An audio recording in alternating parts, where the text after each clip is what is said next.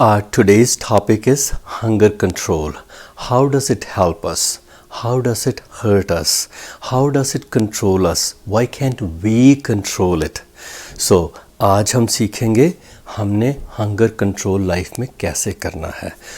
अब हम देखते हैं हम नॉर्मल हेल्थी होने के लिए या हम अपना वेट लॉस करने के लिए एक बहुत बड़ा हंगर का टॉर्चर सहते हैं। जब तक हम ये टॉर्चर सहते रहते हैं हम हेल्थी भी रहते हैं, हम वेट लॉस भी कर लेते हैं, और जब ये टॉर्चर हमसे नहीं सहा जाता हम फिर से अपने नॉर्मल रूटीन में वापस चले जाते हैं। हमारा वेट पहले से भी बढ़ जाता है, हम पहले से भी अनहेल्थी हो जाते हैं।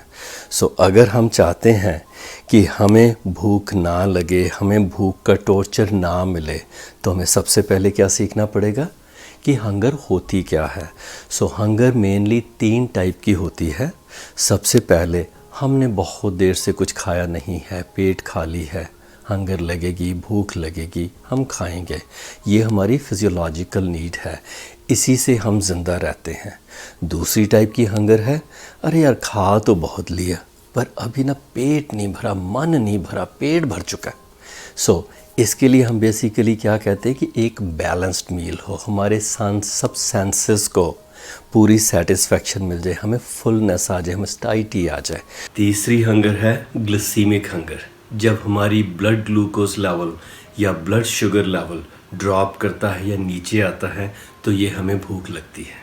ये जो सारी जीन्स हैं हमारी, ये जो हमारी सारी एपीजीन्स हैं, ये हमारे हार्मोन्स को कंट्रोल करती हैं और हमारे हार्मोन्स हमें कंट्रोल करते हैं।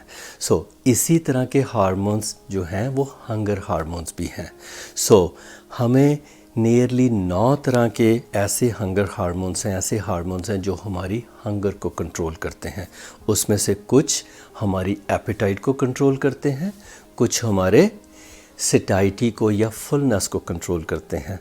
इसलिए इनको हम एपेटाइट हार्मोन्स या सेटाइटी या फुलनेस हार्मोन्स भी बोलते हैं। ये 9 जो मेन हार्मोन्स हैं ये इकट्ठे मिल के बैलेंस बना के काम करते हैं। हमने बहुत डिटेल में तो नहीं जाना है, पर हम इन्हें एक एक करके थोड़ी सी स्टडी करते हैं, ओवरव्यू करते हैं कि ये क्या करते हैं। इनमें सबसे पहला जो हार्मोन है उसको हम बोलते हैं ग्रेलिन। ये हमारे इंटेस्टाइन्स क्रिएट करते हैं। जब हमारा ब्रेन इसे डिटेक्ट करता है तो उसको पता लगता है कि पेट हमारा खाली है, हमें भूख लगनी चाहिए, हमें भूख लग जाती है। दूसरा जो मेन हार्मोन है उसको हम बोलते हैं लेप्टिन। लेप्टिन जो है ये हमारे फैट सेल्स क्रिएट करते हैं। जब हमारा पेट भर जाता है ये ब्रेन को जाके बोलता है कि पेट भर गया है, मैं फुल हूँ, अब मुझे और भूख नहीं है। पर जैसे जैसे हम मोटे होते हैं इस हार्मोन की हमें रेजिस्टेंस हो जाती है कि ये हार्मोन तो पड़ा है बट ब्रेन इसे रिकॉग्नाइज नहीं करता, जिसको हम लेप्टिन रेजिस्टेंस कहते हैं। हम खाते ही रहते हैं, हमें कभी भी फुलनेस फील नहीं होती। ये जो तीसरा हार्मोन है जो इंसुलिन है, ये बहुत बड़ा एक रोल प्ले कर रहा है हमारी लाइफ में, जिसके कारण सारी प्रॉब्लम्स, हमारा वेट, हमारी सारी वो लाइफस्टाइल डिजीज़ेस, हमारे सारे वो मेटाबॉलिक डिसऑर्डर्स इसके कारण आ रहे हैं। इसका बेसिक फंक्शन जो हमारी लाइफ में है वो है स्टोरेज। ये हमारा हार्मोन जब भी हमारा ब्लड शुगर लेवल बढ़ता है और जब हम खाते हैं तो ये उस शुगर को स्टोर करता है, या तो वो सेल्स में या लिवर में या मसल सेल्स में। ये उनके गेट्स खोलता है। और इसकी सबसे बड़ी प्रॉब्लम है, जब तक ये रहता है हम अपनी स्टोर्ड फैट में जो हमारी हिप्स के, पेट के ऊपर हर जगह पे है, हमारी बॉडी उसके पास पहुंच नहीं पाती। चौथा हार्मोन है जिसको हम कोर्टिसोल बोलते हैं। ये वो वाला स्ट्रेस हार्मोन है जो हमें बाकी सारी प्रॉब्लम्स क्रिएट करता है। स्ट्रेस हार्मोन से हमें स्ट्रेस ईटिंग करते हैं, हमारा इससे शुगर लेवल जो ब्लड का है वो बढ़ता है।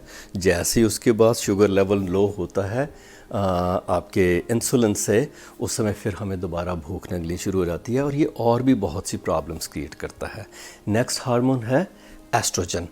एस्ट्रोजन फीमेल्स में होता है जब इसकी अमाउंट बहुत ज़्यादा हो या बहुत कम हो, उस समय हमारा वेट गेन होना शुरू हो जाता है। इसीलिए जो पेशेंट्स पीसीओडी के या पीसीओएस के हैं उनका वेट गेन यही हार्मोन करवाता है, क्योंकि उनमें इस हार्मोन की जो लेवल है वो बहुत कम होता है। Next hormone is neuropeptide Y.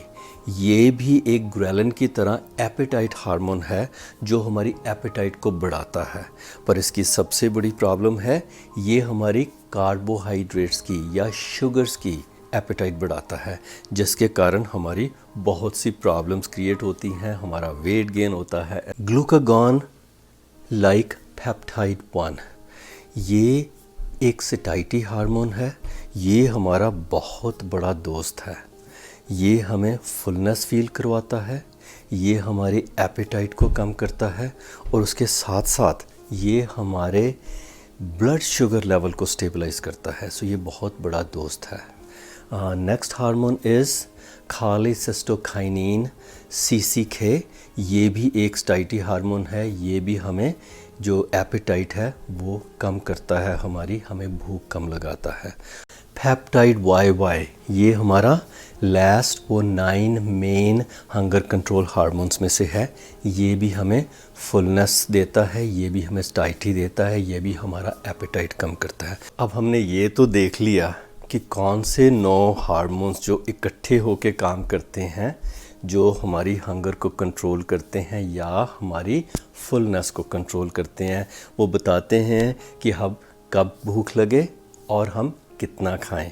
पर वो ऐसी कौन सी चीज़ है जिससे ये हंगर कंट्रोल हार्मोन्स कंट्रोल में आ जाए। सो अनफॉर्चुनेटली कोई एक पिल या एक चीज़ नहीं है जिससे हम ये सब कुछ कंट्रोल कर सकते हैं। सो हमारे डिफरेंट फैक्टर्स हैं जो इन चीज़ों को कंट्रोल करते हैं। वो कौन से फैक्टर्स हैं जो इन हंगर कंट्रोल हार्मोन्स को कंट्रोल करते हैं? उनमें है जैसे हम ज़्यादा प्रोटीन खाएं, हम बहुत कम शुगर्स, बहुत लो कार्बोहाइड्रेट्स वाले फूड खाएं, हम अपनी पूरी एसेंशियल फैट्स खाएं, हम गुड फैट्स खाएं, हम अच्छा फाइबर खाएं, हम इनफ मॉडरेट फाइबर खाएं। अगर हम माइल्ड टू मॉडरेट एक्सरसाइज करें, अगर हम एक्सेसिव एक्सरसाइज करेंगे तो उससे तो हमें और ज़्यादा भूख लगेगी। अगर हम अच्छे प्रीबायोटिक्स खाएं, जैसे योगर्ट खाओ, कर्ड खाओ, ताकि हमारी जो गट की हेल्थ है, जो हमारा अच्छा फ्लोरा है, बैक्टीरियल फ्लोरा है, वो हेल्थी रहे। अगर हम अच्छी चाय पिएं, T, herbal tea, green tea, coffee, ये काफ़ी साइट हैं, ये हमें काफ़ी एपेटाइट को कंट्रोल करके रखते हैं। हमें वाइटमिन्स, एंटीऑक्सीडेंट्स, मिनरल्स हमारी डाइट में हों, ये हमारे हंगर कंट्रोल में बहुत हेल्प करते हैं। हम अच्छा सोएं, क्योंकि जितनी हमारी बॉडी की हीलिंग है, रिकवरी है, वो सोने के वक्त होती है। आपका वेट लॉस भी सोने के वक्त होता है। हम स्ट्रेस में ना रहें, हम अपने स्ट्रेस को बहुत अच्छी तरह से मैनेज करें, ताकि जो वो कोर्टिसोल है, जो वो स्ट्रेस हार्मोन है, वो नहीं निकले, जिसके कारण हम स्ट्रेस ईटिंग करते हैं, हमारी और बड़ी प्रॉब्लम्स आती हैं। हमारी डाइट में जो इन्फ्लेमेटरी फूड्स हैं, जैसे सोडास हैं, high sugary process sugary foods हैं, वो ना हों। हम एंटी इन्फ्लेमेटरी फूड्स खाएं, जैसे कि एसेंशियल फैट्स है, ओमेगा 3s है, नॉन शुगरी फूड्स है, हम लीफी ग्रीन्स खाएं, हम नॉन स्टार्ची फ्रूट्स जो कि कम शुगर वाले हैं, हम वो खाएं।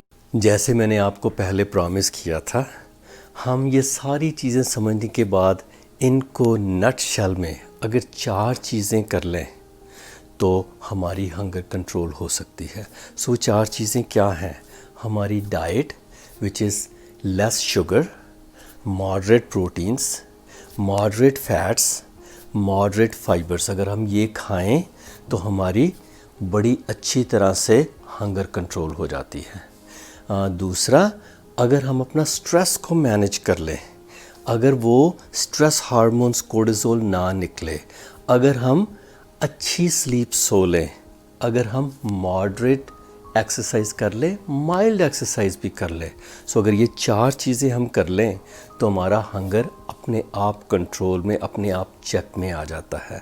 सो अगर ये ध्यान से देखो, ये वो 4 एसेस हैं जिसकी मैं अपनी बाकी वीडियोस में भी बात करता हूँ। और ये 4 एसेस क्या हैं?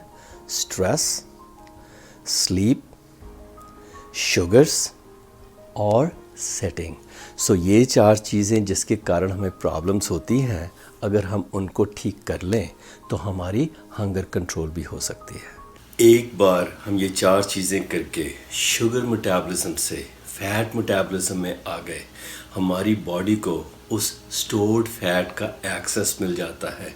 जब भी भूख लगती है, बॉडी उस स्टोर्ड फैट पे चली जाती है, जो जैसे हमारे पेट पे है साल दैट। एक बार उसको वो एक्सेस मिल गया, हमें कभी भी भूख नहीं लगती। So best hunger control is if we go from sugar metabolism to fat metabolism, we will never feel hungry until we start eating. So आपकी प्रॉब्लम दूसरी हो जाएगी कि मुझे इतनी कैलोरीज खानी है, मुझे इतना खाना खाना है, पर मुझे भूख नहीं है। Thank you for watching.